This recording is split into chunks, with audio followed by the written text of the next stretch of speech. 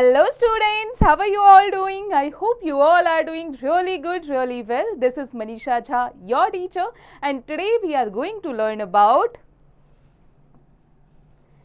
Living and non living things. बच्चों आज हम लिविंग और नॉन लिविंग थिंग्स के बारे में डिस्कस करने वाले हैं क्लास में। So learning objectives, things around us, comparison between a living and non living things. बच्चों हम कंपैरिजन करेंगे लिविंग और नॉन लिविंग थिंग्स के बारे में, और हमारे आसपास जितनी भी चीज़ें हैं उन्हें लेकर भी हम डिस्कस करेंगे। So now things around us, हमारी आसपास की चीजें। We see a number of things around us. All the things which we see around us can be classified into two groups, living things and non-living things। बच्चों हमारे आसपास जितनी भी चीज़ें हैं, वो जितनी भी चीज़ों को हम देखते हैं, numbers of things हम देखते हैं, जिन्हें दो ग्रुप्स में क्लासीफाई किया गया है, living things में और non-living things में। Animals, human beings and plants are living things, whereas bus, book, pen, sun, moon, etc. are non-living things. So बच्चों जो animals हैं, human beings हैं, plants हैं, ये सभी living things हैं, लेकिन bus, book, pen, sun, moon ये सभी हैं non-living things।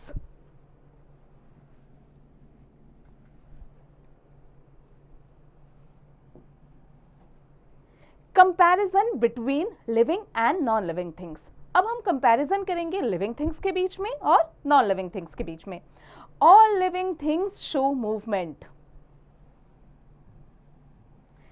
बच्चों जितने भी लिविंग थिंग्स होते हैं, लिविंग बीइंग्स होते हैं, उनके अंदर मूवमेंट्स होती है, मूवमेंट्स को वो शो करते हैं।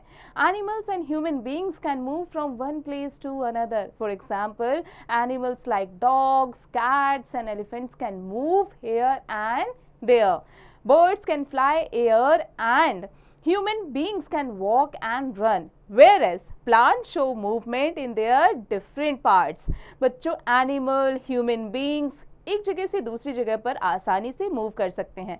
For example dogs, cats, elephants एक जगह से दूसरी जगह वो मूव कर सकते हैं, यानी वो खुद से यहाँ वहाँ आसानी से जा सकते हैं।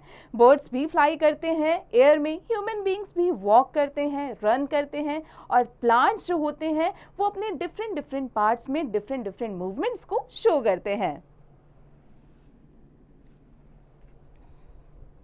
Now non-living things do not move on their own. For example, a car does not move itself. It needs our help to move from one place to another.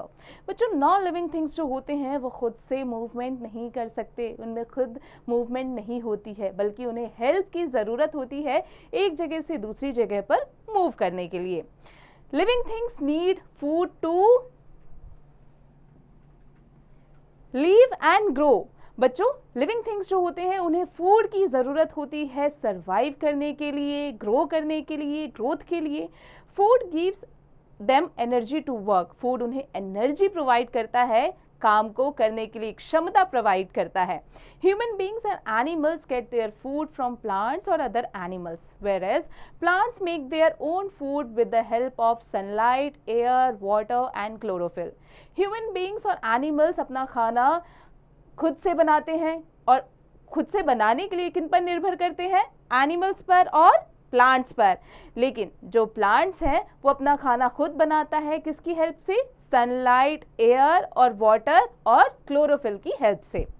Non-living things do not need food. For example, your doll does not eat because it is a non-living thing. बच्चों non-living things जो होते हैं उन्हें खाने की ज़रूरत नहीं होती। For example, आपकी जो डॉल है क्या वो खाना खाती है? बिल्कुल नहीं, इसीलिए वो non-living thing है।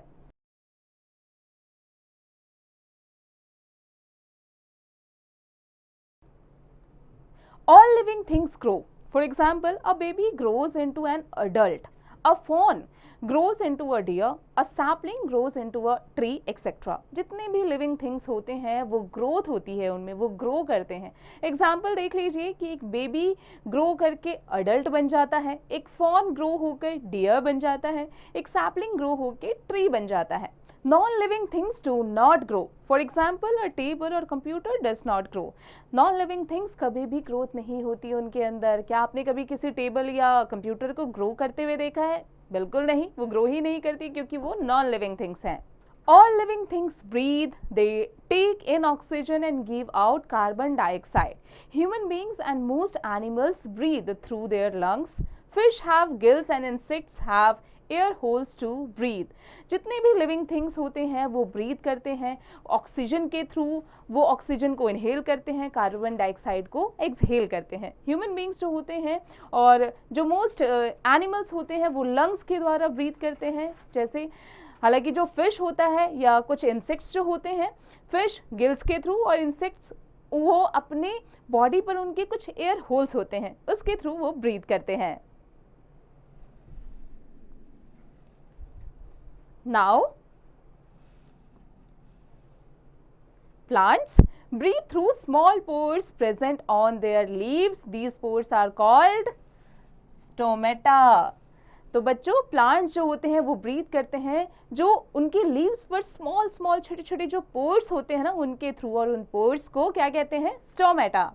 Non-living things do not breathe. For example, your teddy bear or doll will not get suffocated if you close their nose.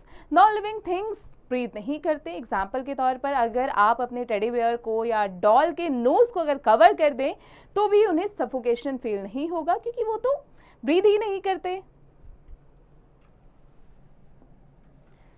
Now it's skill test time. So students, I hope you have understood each and every detail of this chapter. अब आप इस chapter और इसके exercise की practice खुद से करते रहिएगा।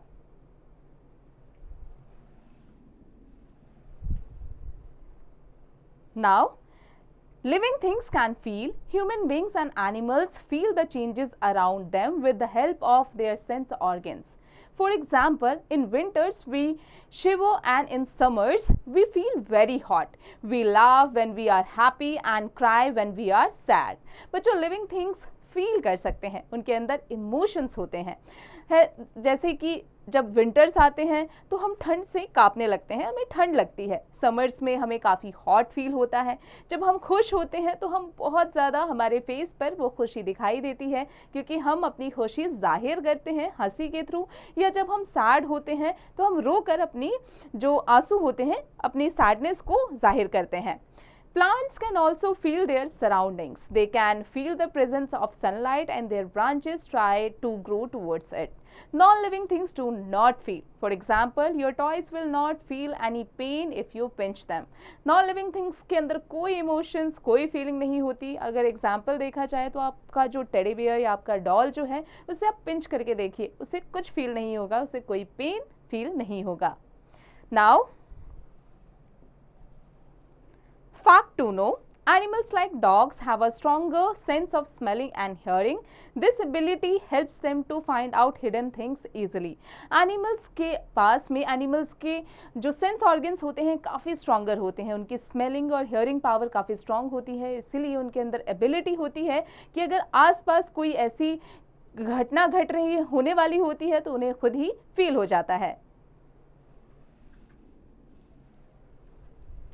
Now, all living things reproduce. The process of producing young ones is called reproduction. जितने भी जो living things होते हैं reproduce करते हैं अपने जैसे ही young ones को, इसे reproduction कहा जाता है।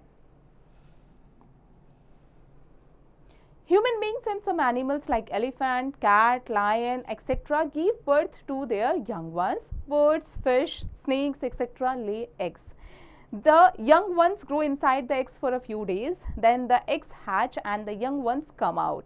बच्चे ह्यूमन बींग्स जैसे और एलिफेंट्स होते हैं, कैट्स होते हैं, लायंस होते हैं, ये अपने जैसे ही यंग वन को बर्थ देते हैं। लेकिन बर्ड्स, फिश, स्नेक्स ये पहले एग देते हैं और उन्हीं एग में से इस थोड़ी दिनों के बाद इनके जैसे ही बच्चे बाहर आते हैं।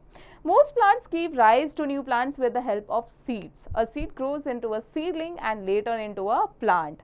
Non-living things do not reproduce. For example, your doll or car will not have young ones. Non-living things reproduction नहीं करते, reproduce नहीं करते, इसीलिए ना आपकी डॉल की ना आपके कार के कोई भी young ones होते हैं। Now a fact to know, the largest egg in the world is an ostrich egg. जो largest egg है पूरे world का वो ostrich का egg माना जाता है. Quick brush up. All the living things we see around us can be classified into living and non-living things. Animals, human beings and plants are living things. Bus, book, pen, sun, moon, etc. are non-living things.